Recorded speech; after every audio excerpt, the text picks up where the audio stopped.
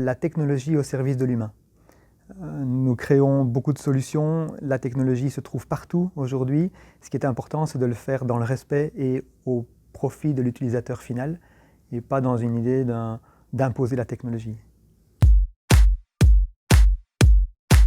Frédéric Peters, j'ai 48 ans et ça fait environ 25 ans que je suis chez Telis.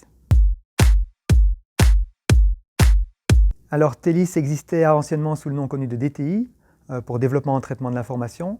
Voilà, donc une trentaine d'années d'existence, et Telis existe plus particulièrement depuis 15 ans. Alors Telis est actif dans le secteur du développement logiciel et de l'aide aux PME en termes d'infrastructures informatiques. Utiliser l'électronique et le développement logiciel pour créer des solutions innovantes.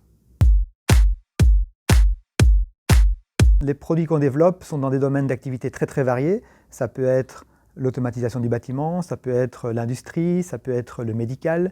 En fait, partout où on peut utiliser l'électronique pour aller vers le monde qui nous entoure et donc se connecter à l'environnement, et partout où on va en fait devoir traiter de la donnée pour pouvoir l'interagir et la présenter aux utilisateurs.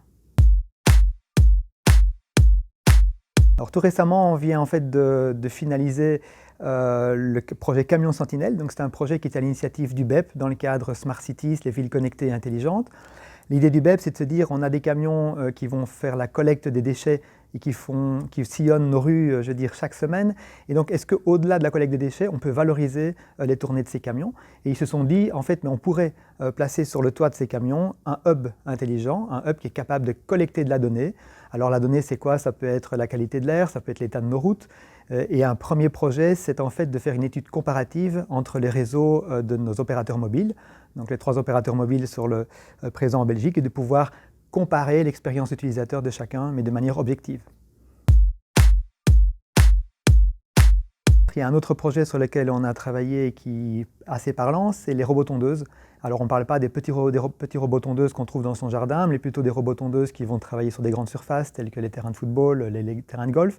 Donc on a travaillé avec la société Yamabico Europe, qui se trouve à Wavre, pour développer une nouvelle génération de robots tondeuses. Et en fait, ce genre de projet illustre bien notre savoir-faire, puisque d'une part, ce robot, il a besoin de cartes électroniques pour contrôler le mouvement de ses roues, le mouvement des moteurs de coupe, etc., tous les détecteurs. Il a besoin d'être connecté vers le cloud, puisqu'il va collecter des informations, il va les transmettre jusque dans des bases données cloud, et il doit pouvoir être contrôlé au travers de logiciels, des plateformes web ou des applications mobiles, pour pouvoir analyser son statut et interagir avec lui. Et donc, en fait, Telis peut maîtriser l'ensemble de cette chaîne technologique.